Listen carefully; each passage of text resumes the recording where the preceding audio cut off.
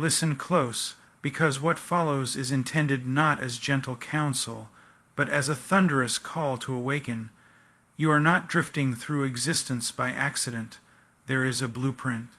There is a design underpinning your days, a purpose woven through your trials, your failures, your successes, your joys, and your sorrows.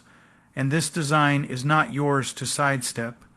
You may live convinced that life is a series of random events, accidents, coincidences, chance. But that narration is a lie of the enemy meant to lull a wandering soul into resignation. No, there is a divine plan. There is intention beneath what men call chaos. There is meaning behind the moments that seem meaningless. The call laid upon your life is not some afterthought, not an aftershock of random existence. It is primary, it is foundational, immovable. Too many have wandered for years, chasing comfort, chasing fleeting pleasures and hollow dreams, only to awaken with the sickening realization, I have wasted years, I have drifted, but the sovereign plan does not throw people away. It redeems, it recovers, it reorients. The lostness is not final. The wanderer can be brought into alignment, but it demands repentance. It demands surrender. It demands the renunciation of self-rule. You cannot say, I will follow this plan, but only on my terms. That is futility. That is the enemy's trap. If the plan is truly powerful, then submission is required. Know this. The purpose meant for your life is neither trivial nor inert. It is deadly serious. It cuts across the comforts you love. It may demand suffering. It may require sacrifice. It may lead to seasons of persecution, misunderstanding, loneliness. But its weight is worth bearing. No man or woman who carries the grand design lives a life of wasted potential. Even when rejected, even when despised, even when mocked, the one walking that purpose presses on because there is a higher claim on the life. There is a divine imperative that overrules applause or criticism. To discover that purpose, you must first accept that your own wisdom is insufficient. You must cast aside the arrogance that insists you can chart a course better than the blueprint already laid. You will stumble when you lean on your own understanding, when you plot a path in secret motives. The plan will be veiled to those who exalt self. Pride blinds. Humility opens the eyes. Then you must enter into the hard work of knowing, of listening, of waiting. This is not a quick formula. No checklists guaranteeing success. It is the slow forging of character. It is the patient molding of the soul. It is the painful slaying of idols. Idols of ambition, security, approval, autonomy. Many think the plan consists of something outward, a job, a marriage, a ministry, a calling. Yet the true first call is inward. Turn from your own desires, rend the veil of self, walk mortified to self, love. That is the furnace in which the purpose will be revealed. When the plan is disclosed, you will sense the weight of it. It will not feel like a hobby, a sideline. It will proffer burden, responsibility, a cause. You may tremble when you first glimpse what is required. That is normal. The path will confront you with the necessity of faith, faith to do what no man could muster in his own strength, faith to obey when outcomes are unclear, faith to persevere when darkness clouds every circumstance. Many shrink back. Many refuse, many whisper excuses, but the person who steps forward into that revealed plan awakens to purpose. Do not imagine that purpose will fit neatly into your comforts. Expect conflict. Expect uprooting. Expect seasons of wilderness where everything pressed upon you screams to retreat. But that is precisely where the plan is tested and solidified. In those crushing seasons, you will discover whether the purpose is alive or dead in your soul. If the blueprint is real, you will never be able to settle for less again. The call will haunt you. Why are you not doing that which you were made to do? Be warned. There will be voices. Friends will mock. Family may withhold support. The culture will assail. Some will demand a quieter life, an easier route, compromise. Reject that enticement. The world's applause is shallow, fickle. The applause that matters is that which aligns with divine intention. Your measure is not what men say, but how faithful you are to the blueprint. You must speak truth even when it is unwelcome. You must act courageously when cowardice offers ease. You must serve when serving seems to demand too much. You must love sacrificially when self-interest screams louder. You must endure when every cell of your being cries to quit. That is how a plan of purpose is activated, not by great ideas, but by steadfast obedience in the small, daily steps. There is no life too broken to be claimed by the plan. There is no history too shameful to disqualify from purpose. Yes, the enemy loves to dredge your past, to toss shame into your path, to taunt you with failures and remind you of the cost. But those are the very materials used to weave the greater tapestry. The plan transforms weakness into strength, grief into fruit, crucifixion into resurrection. Do not hide in that shame. Let it be exposed, handled, sanctified, put to use in service of the greater cause. You cannot walk that path in passivity. You must take intentional steps. You must choose daily, hourly, I will orient my life toward this purpose. That may mean radical pruning. That may mean letting go of relationships, comforts, dreams previously held as sacred. It may mean stepping into what the world calls foolishness. But the one who moves as if the plan matters will find that doors open. Doors that would never open for the one riding the whim of convention. The path will demand faithfulness in hidden areas. Your motives will be tested in solitude, in secret hours, when no one watches. In those moments, your true constitution will show. If you betray integrity at small things, you will not be trusted with greater things. Be faithful in the scaling, faint tasks. Be reliable when no one is applauding. That is where character is built. That is where the blueprint grows from potential into reality. Expect delay, but do not lose hope. Years may pass before light breaks, but the time is not wasted if faith is exercised. The delay is part of training. The delay forges patience, perseverance, trust. The delay reshapes desires. Never doubt that the blueprint is in motion, even if the horizon is hidden. The trajectory is unseen, but its gravity pulls you upward. When the purpose begins to manifest, the world will test you. You will face opposition. You will be misunderstood. You will be attacked. The pressure will mount. But if you collapse under pressure, then the plan halts. If you endure, then what seemed like suffering becomes the instrument by which the design is established in your life. Let no one distract you with a plan of convenience. There are many counterfeit purposes offered in shiny wrappers: fame, wealth, comfort, popularity, autonomy. They lure with ease, but they break. They crack under pressure.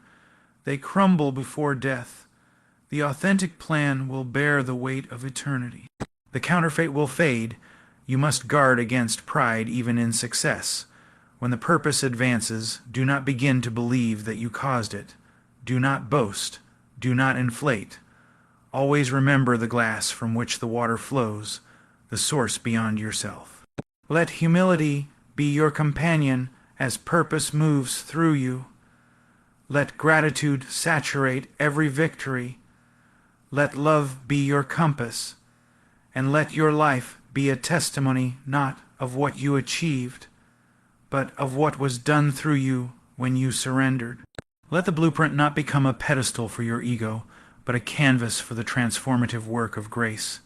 Let others see in you not a celebrity, but a servant who walked a narrow road, who paid the price, who stayed the course. Therefore, be relentless, do not grow weary, do not compromise, do not shrink back, do not settle for lesser dreams or safer paths. The blueprint carved in eternity demands that you march. You must be courageous. You must be bold. You must die to self daily so that this purpose may live.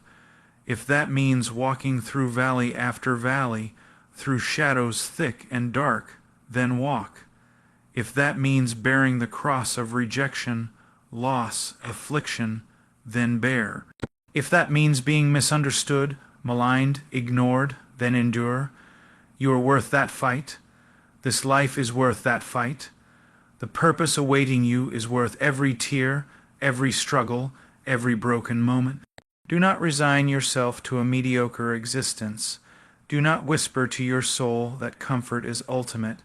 Comfort is a mirage. The cost of following is heavy. The cost of not following is eternal regret. Let this resolve settle in your bones. You will not live aimlessly. You will not drift. You will move toward the purpose. You will recalibrate every ambition, every decision, every relationship, every investment in your time, so that it aligns. You will daily ask, does this honor the design? Does this forward the purpose? If the answer is no, you will reject it. If it is yes, you will embrace it, though it leads through fire. You are being formed. The blueprint is being written in your character, your soul, your obedience. Keep the vision before you. Write into your heart the command to persevere, to endure, to trust beyond your sight. In patience, serve. In boldness, act. In humility, lead. In love, sacrifice. Take this as your charge from today. You will not delay. You will not shrink. You will step toward that divine intention with your whole being. You will not allow fear or doubt or shame to whisper that you are unworthy or doomed. Instead, you will argue against them with every fiber. You will live as one convinced that existence is not a cosmic accident, but a stage upon which the grand design unfolds. You will fight, you will endure, you will overcome. Live as one under the weight of that plan, for only then will life's deepest meaning, life's deepest joy, life's deepest peace become known. God has a specific, intentional plan and purpose for your life. This is not poetic exaggeration, nor is it some abstract theology reserved for a few elite individuals. It is a divine reality, fixed before the foundations of the world. You are not a mistake. You are not the sum total of your failures, your past, or even your current understanding of yourself. You are not here simply to exist, to breathe in and out, to gather possessions, to entertain yourself to death, and then vanish into oblivion. You are not random. Your life, your story, every breath you take it has meaning, because there is a divine mind behind it. A holy and righteous God has orchestrated your being, and He has done so with intention and purpose. Do you understand the weight of that? That before your parents knew each other, before your first cry filled a hospital room, before your first sin, and long before you were aware of God, He knew you. He formed you. He knitted you together in your mother's womb. That is not poetic symbolism, that is revelation. That is the terrifying and glorious truth that every heartbeat of yours is sustained by the will of the Almighty. You are not your own. You were made for something. You were made for Him. Now the modern mind rebels against that. It wants autonomy. It wants to write its own script, define its own identity, blaze its own trail, and in that freedom people are choking. They are drowning in confusion and despair, not because they lack opportunity, but because they have abandoned purpose. If you are your own God, then every failure is final. Every fear is yours to carry. Every direction is guesswork, but if there is a Creator, if there is a God who knows the end from the beginning, then you do not need to manufacture meaning, you need to submit to it. God's plan is not vague. It is not open to personal revision. It is specific, it is intentional, and it is rooted in his character. That plan for your life will never contradict who he is. It will never call you to sin. It will never exalt you above his Son. It will never glorify your name above his. The purpose for which you exist is to know him, to love him, to serve him, to reflect him, and to be conformed to the image of Christ. Everything else is secondary. Now hear this. The reason so many people live confused, depressed, anxious, and broken is because they are trying to find purpose apart from the one who created them. That is the great rebellion. That is what happened in the Garden of Eden. The lie was this: you can find purpose and fulfillment apart from God. You can be like him without him. That lie still whispers today. It whispers in universities, in media, in culture, in conversation. And it always leads to ruin, always. God's purpose for your life is not first about what you do, but who you are in him. Before he calls you to serve, he calls you to himself. You must not be deceived into thinking that his plan is merely about a career, a calling, a marriage, a ministry, or a mission field. All of those things may be part of his plan, but they are not the plan. The plan is that you be reconciled to him through Christ, that you walk in holiness, that you live for his glory, that you know the joy of obedience, the power of grace, and the peace that passes understanding. And yes, he may use you in mighty ways, but never forget, it is possible to serve in great ways and still miss him entirely. It is possible to speak his name and not know him. You were created for him. That is why nothing else satisfies. You can gain every earthly success, every relationship, every affirmation, every dream fulfilled, and still wake up empty. Why? Because you were not made for those things. You are made for him. His presence is your purpose. His glory is your goal. His will is your delight. When you begin to see that, your life begins to take shape. Suddenly, the pain you've endured, the trials you've walked through, the questions you've wrestled with, none of it is wasted. None of it is random. It is all being used to conform you to the image of Christ, to bring you deeper into communion with the one who made you. And make no mistake, his plan for you is not a smooth road of uninterrupted joy and ease. This is not a health and wealth gospel. This is not a self-help message. This is the call to die to yourself, to pick up your cross, and to follow Christ. That is the plan. That is the purpose. And there is no greater honor. There is no greater peace. There is no greater fulfillment. But do not assume that God's plan is limited to the spiritual realm. It touches every part of your life. Your relationships, your work, your finances, your decisions, your dreams. All of it is under his lordship. All of it must be brought under his direction. There is no sacred versus secular divide. Everything you do is either in obedience to his plan or in rebellion against it. You don't get to carve out areas of independence and say, "This is mine." It's all his. And until you realize that, you will always feel the dissonance of living a divided life. Some of you have spent years running.